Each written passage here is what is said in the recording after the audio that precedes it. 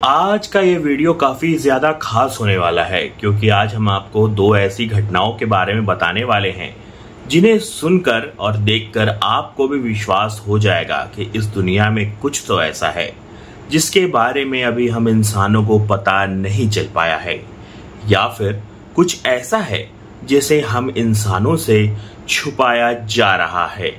तो इस वीडियो को अंत तक जरूर देखिएगा। तो चलिए वीडियो शुरू करते हैं। नमस्कार दोस्तों, स्वागत है आपका रहस्य टीवी इंडिया के इस एपिसोड में। आज हम बात करेंगे ऐसी अजीबोगरीब घटना के बारे में जिसे शायद इस दुनिया में कोई नहीं सुलझा सकता। आपने कई सारी कहानियां सुनी होगी जहाज के अचानक गायब हो जाने की, वह भी बिना कोई सुराग छोड़े। लेकिन आज हम आपको ऐसे भूतिया जहाज के बारे में बताएंगे जिसे सुनकर इंसान की रूह कांप जाएगी। इस जहाज का नाम था एसएस और राम मैदान। इंडोनेशिया के समुद्र में डूबा, लेकिन डूबने से पहले उस जहाज पर एक ऐसी भयानक घटना हुई जिसे कोई नहीं सुलझा पाया। समुद्र की गहराइयों में अक्सर कई रहस्य छिपे होते हैं, पर एसएस ओरांग मेडन की कहानी कुछ अलग ही थी। यह केवल एक दुर्घटना नहीं थी, यह एक ऐसी चेतावनी बन गई जो आज तक अनदेखी रह गई। यह घटना है साल 1947 की, जब अचानक इंडोनेशिया के समुद्र के आसपास एक जहाज से आपातकालीन मैसेज भेजा गया। यह मैसेज मोर्स कोड में भेजा गया था, जिसमें लिखा था, All officers including the captain are dead, lying in chart room and on the bridge, possibly whole crew dead। यह संदेश पूरी दुनिया के समुद्री इतिहास में दर्ज एक सबसे डरावनी पुकार थी, एक ऐसा SOS जिसमें मौत का सन्नाटा साफ साफ झलक रहा था। और इस मैसेज के बाद कुछ अटपटा मैसेज मिला जिसका कोई मतलब नहीं था, मानो वह कुछ लिखना चाहते हो, कोई ताकत उन्हें रोक रही हो। लेकिन अंत में आखिरी मैसेज आया जिसे पढ़कर सभी के चेहरे पीले पड़ गए। उस मैसेज में लिखा था, मैं मर रहा। उस आखिरी अधूरे संदेश में जो मैं मर रहा लिखा गया, वह केवल शब्द नहीं थे, वह उस समय के सबसे गहरे रहस्य की दस्तक थे। इस मैसेज के बाद अमेरिकी और ब्रिटिश जहाज जो आसपास मौजूद थे, उन्होंने जांच की कोशिश की तो पता चला कि वह मैसेज एक डच जहाज एसएस ओरांग मेडन से भेजा गया था। एक अमेरिकी जहाज जिसका नाम सिल्वर स्टार था, वह इस जहाज की मदद के लिए बढ़ा। जैसे ही वह जहाज ओरांग मेडन के पास पहुंचा तो जो दृश्य उन्होंने देखा वह किसी बुरे सपने से कम नहीं था। बचाव दल इस आशा में जहाज पर चढ़ा कि शायद कोई जीवित व्यक्ति मिल जाए, लेकिन उन्होंने जो देखा उससे उनकी आत्मा भी कांप उठी। जहाज के डेक पर, गलियारों में और हर कमरे में बर्फ जैसी जमी हुई लाशें बिखरी पड़ी थीं। ऐसा प्रतीत हो रहा था जैसे एक ही पल में पूरी क्रू को किसी अदृश्य ताकत ने जकड़ लिया हो। जहाज के पालतू कुत्ते भी मरे हुए पाए गए और उनके चेहरों पर भी वैसी ही भयावह जमी हुई चीख थी। बचाव दल ने जहाज के अंदर घुसकर देखा तो वहां उन्हें उस व्यक्ति की लाश मिली जिसने आखिरी मैसेज भेजा था। वह व्यक्ति संदेश भेजने वाली मशीन पर ही मर चुका था। उसकी आंखें और मुंह खुले हुए थे और उसकी लाश पत्थर जैसी कठोर हो चुकी थी। जब उन लोगों के मृत शरीर की जांच की गई तो किसी के शरीर पर चोट का कोई निशान नहीं था। उन्होंने सोचा शायद जहाज पर लूटपाट करके सबको मारा गया हो, लेकिन वहां की हर चीज सही सलामत थी। न कोई तिजोरी टूटी थी, न ही कोई सामान गायब था। हर छोटी से छोटी चीज जैसे जहाज का नेविगेशन चार्ट, खाने के बर्तन और हथियार, सब कुछ व्यवस्थित पड़ा था। केवल इंसान नहीं बचे थे। बचाव दल यह सब समझ ही नहीं पा रहा था कि ऐसा क्या हुआ। तभी अचानक जहाज के भीतर एक विस्फोट हुआ। वह लोग अपनी जान बचाकर भागे और देखते ही देखते जहाज अपने अंदर हजारों रहस्य समेटे समुद्र में समा गया। उस घटना के बाद वहां मौजूद हर व्यक्ति सन्न रह गया। किसी को नहीं पता चला कि आखिर उन लोगों की मौत कैसे हुई। वहां का तापमान 0 डिग्री से भी कम था, लेकिन सवाल यह था कि वहां ऐसी ठंडक कैसे हो गई जहां ऐसा मौसम कभी नहीं था। आखिर हुआ क्या था उस जहाज पर, यह आज तक एक रहस्य बना हुआ है। एसएस ओरांग मेडन डूब गया, पर उसके पीछे जो सवाल छोड़ गया वो आज तक दुनिया की सबसे बड़ी समुद्री पहेलियों में से एक है। कोई ब्लैक बॉक्स नहीं मिला, कोई रिकॉर्ड नहीं बचा और न ही कोई ऐसा इंसान जो उस जहाज से जिंदा लौट सका। लेकिन कुछ बातें थीं जो बच गईं। वो अधूरे संदेश, वो जमी हुई लाशें, वो विस्फोट और वो सन्नाटा जो समंदर पर तैरता रह गया। इन्हीं कड़ियों को जोड़कर कुछ वैज्ञानिकों और खोजकर्ताओं ने 3 बड़े कारणों की तरफ इशारा किया है, और इनमें से हर एक कारण इतना रहस्यमय है कि इंसानी समझ वहीं ठिठक जाती है। पहला कारण, वर्म होल यानी अंतरिक्ष का रास्ता। कुछ वैज्ञानिकों का मानना है कि इंडोनेशिया के उस समुद्री क्षेत्र में एक वर्म होल मौजूद हो सकता है, एक ऐसा स्पेस टाइम ब्रिज जो हमारी दुनिया को किसी दूसरी जगह, किसी और आयाम से जोड़ता है। कहा जाता है कि वर्म होल दिखता नहीं, लेकिन अगर कोई उसके भीतर चला जाए तो समय, गुरुत्वाकर्षण, दिशा सब बदल जाता है। अब सोचिए, अगर एसएस उरंगमेडन गलती से किसी ऐसे अदृश्य वर्म होल में प्रवेश कर गया हो तो क्या हुआ होगा? क्या वो जहाज कुछ पल के लिए कहीं और चला गया था? क्या वह वापस लौटा, लेकिन इंसान के शरीर उस जगह की भौतिक शक्तियों को सह नहीं सके? क्योंकि जो हालात शवों के थे, खुले मुंह, जमी हुई आंखें, डर में पत्थर हुए चेहरे, वो सामान्य मौतें नहीं थी। यह उस पल का फ्रोजन एको था जब शायद वो दूसरी दुनिया को छूकर लौटे थे। दूसरा कारण, समुद्र के नीचे कोई एलियन बेस। यह विचार सुनने में काल्पनिक लगता है, लेकिन कई समुद्री अन्वेषकों ने इंडोनेशिया के पास सोनार पर अजीबोगरीब संरचनाएं दर्ज की हैं। ऐसी संरचनाएं जो किसी प्राकृतिक चट्टान जैसी नहीं लगती। क्या ये किसी एलियन बेस का हिस्सा हो सकती हैं?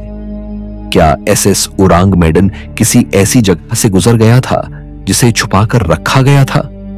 हो सकता है जहाज पर मौजूद रेडियो ऑपरेटर ने कुछ ऐसा देख लिया हो जो उसे नहीं देखना था, और इसलिए उसका अंतिम संदेश टूटा फूटा था, जैसे कोई अदृश्य शक्ति उसे रोक रही हो। क्या उस जहाज ने एलियनों की गतिविधियों को देख लिया था? क्या वो जीव उसे चेतावनी दे रहे थे या खत्म कर रहे थे? जो विस्फोट बाद में हुआ वो एक्सीडेंटल था या इंटेंशनल? इसका कोई जवाब नहीं है और शायद कभी मिलेगा भी नहीं। तीसरा कारण, समुद्र में भटकती आत्माएं। समुद्र के इतिहास में लाखों लोग डूबे हैं, कुछ तूफानों में, कुछ युद्धों में, और कुछ निर्दोषों को समुद्री डाकुओं ने मार डाला।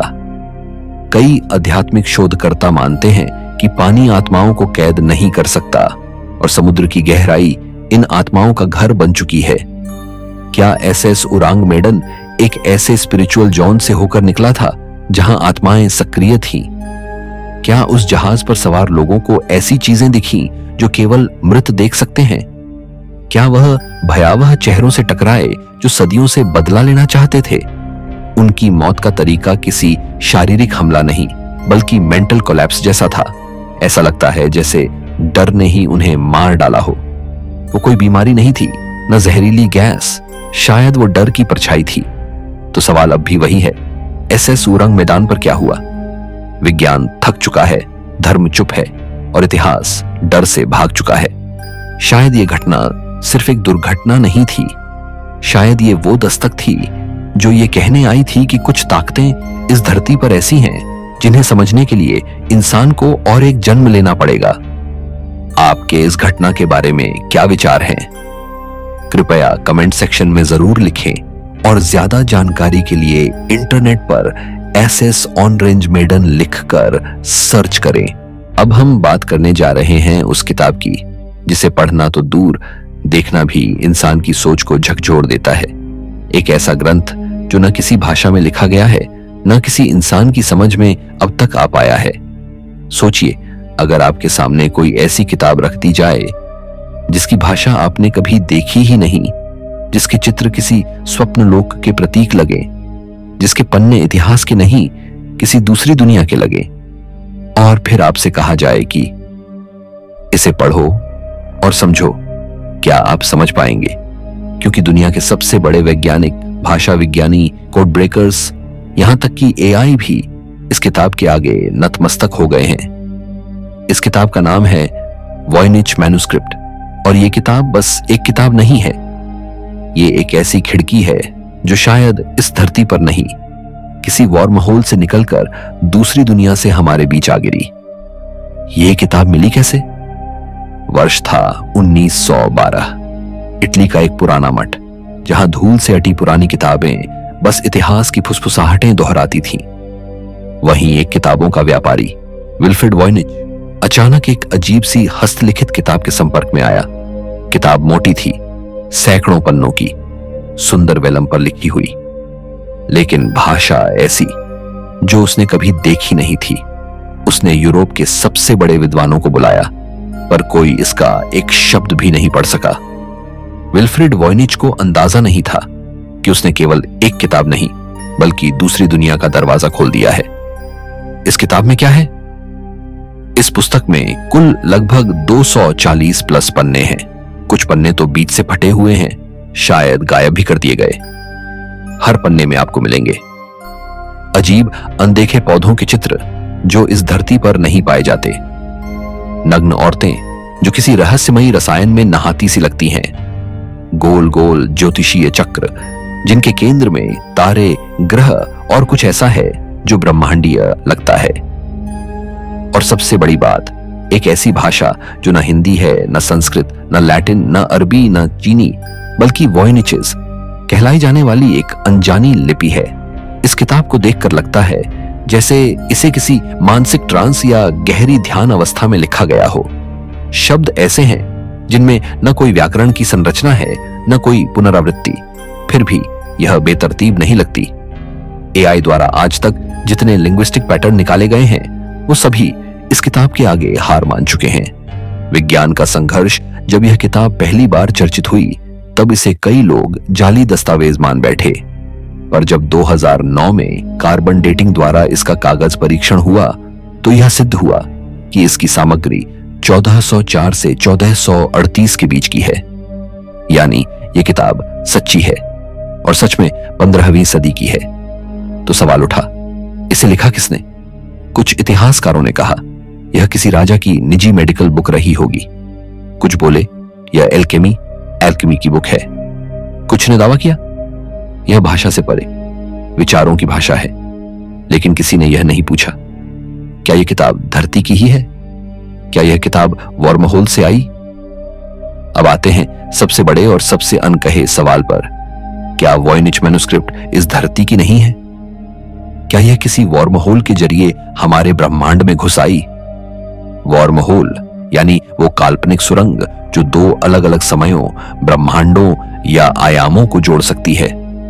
कुछ भौतिक वैज्ञानिकों का मानना है कि अंतरिक्ष में ऐसे क्षेत्र होते हैं जहां गुरुत्वाकर्षण, समय और पदार्थ की प्रकृति अलग होती है। अगर कोई वस्तु वहां से गुजरे तो वो या तो किसी दूसरी दुनिया में पहुंच जाती है या फिर किसी दूसरी दुनिया से हमारी ओर खींचकर चली आती है। क्या वॉयनिच मैन्युस्क्रिप्ट ऐसी ही कोई वस्तु है? क्योंकि इस किताब की लिपि न सिर्फ अनजान है बल्कि इसका संरचनात्मक पैटर्न भी इस धरती की किसी भाषा से मेल नहीं खाता। न कोई व्याकरण, न कोई लिंग, न कोई वाक्य संरचना, बस लगातार चलते रहते हैं शब्द, जैसे कोई दूसरी दुनिया का जीव अपनी भाषा में संवाद कर रहा हो और हम केवल देख पा रहे हैं, समझ नहीं पा रहे। क्या इसमें एलियन कनेक्शन है? वॉयनिच मैन्युस्क्रिप्ट के कुछ पन्ने ऐसे हैं जो आपको सौरमंडल से भी परे के प्रतीक दिखाते हैं। एक पन्ने पर एक ऐसा तारा बना है जो हमारे किसी ज्ञात नक्षत्र से मेल नहीं खाता। कुछ चित्रों में औरतें किसी जलीय द्रव में तैरती दिखती हैं, जो कि प्रजनन, कोशिका विभाजन या अन्य ग्रहों पर जीवन की कल्पना जैसी प्रतीत होती है। तो क्या ये किसी ऐसी सभ्यता द्वारा बनाई गई किताब है जो न केवल हमसे ज्यादा विकसित थी बल्कि दूसरी भौतिक सीमाओं में रह रही थी? कुछ लोगों ने इसे एक्स्ट्रा टेरेस्ट्रियल कॉन्टैक्ट एविडेंस तक कहा है, और यह केवल अटकल नहीं बल्कि एक गहरी रिसर्च के बाद प्रस्तावित थ्योरी है। वॉयनिच मैन्युस्क्रिप्ट से जुड़ी रहस्यमयी घटनाएं। वॉयनिच मैन्युस्क्रिप्ट केवल एक पुरानी किताब नहीं है, इसके साथ जुड़ी घटनाएं खुद इस बात का संकेत देती हैं कि इसमें कुछ ऐसा है जो शायद इस दुनिया के दायरे में नहीं आता। विल्फ्रेड वॉयनिच की मौत के बाद किताब गायब हो गई। विल्फ्रेड वॉयनिच की मृत्यु के बाद यह किताब कुछ वर्षों तक लापता रही। किसी को नहीं पता था कि यह कहां गई। ना किसी नीलामी में, ना किसी लाइब्रेरी में। किताब मानो गायब हो गई थी। बाद में यह येल यूनिवर्सिटी की एक लाइब्रेरी से पुनः सामने आई, लेकिन तब तक इसके कई पन्ने गायब हो चुके थे। क्या किसी ने जानबूझकर इसे छुपाया था या किताब को लेकर कोई सिस्टमैटिक ऑपरेशन चला था? घटना 2, पढ़ने की कोशिश करने वाले कई विद्वानों की मानसिक हालत बिगड़ गई। ये बात कम लोग जानते हैं कि 20वीं सदी में इस किताब को डिकोड करने की कोशिश करने वाले 3 स्कॉलर बाद में मानसिक रूप से अस्वस्थ हो गए। दावा था कि वे किताब में कुछ देख रहे थे जो कागज पर नहीं था। एक विद्वान ने लिखा, मुझे ऐसा लगा जैसे कोई मेरे मन में बोल रहा हो, जैसे ये किताब मुझसे बात कर रही हो। क्या यह किताब सिर्फ एक फिजिकल ऑब्जेक्ट है या ये किसी पैसिक एनर्जी का भी माध्यम है? घटना 3, कंप्यूटर भी हार गया। 2000 के दशक में अमेरिका, जर्मनी और जापान के कई टॉप यूनिवर्सिटी ने इस किताब को एआई और मशीन लर्निंग से पढ़ने की कोशिश की, पर नतीजा 0। इस किताब की लिपि में रेपिटेशन है, स्ट्रक्चर है, लेकिन कोई मतलब नहीं निकलता। एआई भी कंफ्यूज हो जाता है कि यह कोड है, भाषा है या बस एक इल्यूजन। कुछ वैज्ञानिकों ने यहां तक दावा किया कि यह एक कोड हो सकता है जो एक ऐसी मानसिकता के लिए है जो मानव नहीं है, यानी शायद यह इंसानों की सोच के लिए बनी ही नहीं थी। किताब की संरचना, पन्ने जो कुछ कहते हैं। जब आप वॉयनिच मैन्युस्क्रिप्ट के किसी भी पन्ने को ध्यान से देखें तो कुछ बातें सामने आती हैं जो इसे दूसरी किसी भी किताब से अलग बनाती हैं। ओक, पौधों के चित्र। ओ, इनमें से कोई भी पौधा आज तक दुनिया के किसी भी हिस्से में नहीं मिला। ओ, हर पौधे की जड़, पत्ती, शाखा सब अलग, सब काल्पनिक। 2, नग्न औरतें। ओ, कई पन्नों में महिलाएं किसी नलियों जैसे संरचनाओं में डूबी हुई दिखती हैं। ओ, कुछ चित्रों में वे हाथ जोड़कर किसी अनदेखी शक्ति की तरफ देखती हैं। 3, ज्योतिषीय मंडल। ओ, इन चक्रों में कुछ तारे, ग्रह और चंद्रमाएं ऐसी बनी हैं जो हमारे ब्रह्मांड की गणनाओं से मेल नहीं खाती। यह सब इस ओर इशारा करता है कि या तो लेखक की सोच मानव सी नहीं थी या वह ज्ञान किसी ऐसी जगह से आया था जिसे हम आज भी नहीं समझ सके। इसे किसने लिखा? अब सवाल उठता है, वॉयनिच मैन्युस्क्रिप्ट को लिखा किसने? Theory 1, Roger Bacon. कुछ इतिहासकारों का मानना है कि यह पुस्तक 13वीं सदी के वैज्ञानिक रोजर बेकन की है, जो अपनी रासायनिक खोजों और सीक्रेट कोड्स के लिए मशहूर थे, पर उनकी बाकी रचनाओं से इसका कोई मेल नहीं है।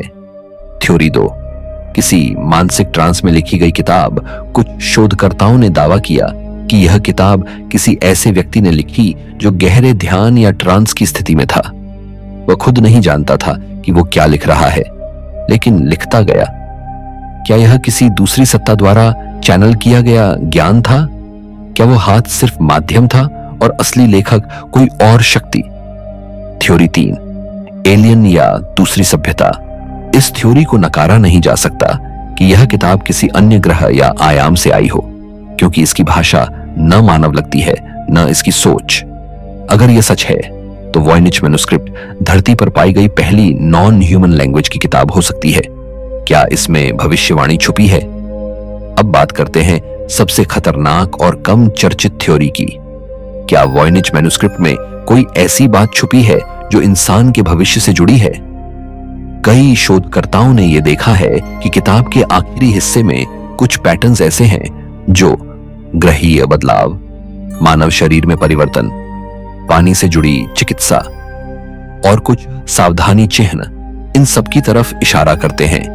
क्या यह भविष्य की किसी बायोलॉजिकल डिजास्टर की चेतावनी है या यह किसी ऐसी तकनीक की कुंजी है जो इंसान की आयु, स्मृति या चेतना को बदल सकती है? वॉयनिच मैन्युस्क्रिप्ट हमें यही सोचने पर मजबूर करती है, क्या कोई हमें चेतावनी देकर चला गया है? अंतिम विचार, क्या वॉयनिच मैन्युस्क्रिप्ट सच में किसी वर्महोल से आई है?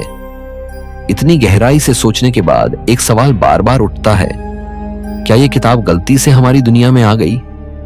क्या यह कोई संदेश था, लेकिन भेजने वाला और भाषा दोनों ही हमसे इतने अलग हैं कि हम उसे समझ ही नहीं सकते? क्या यह किसी वर्महोल एक्सीडेंट का नतीजा है, या फिर क्या इसे जानबूझकर फेंका गया ताकि हम चेत जाएं? शायद यह इंसानों के लिए नहीं, बल्कि किसी दूसरी दुनिया के हम के लिए लिखा गया था।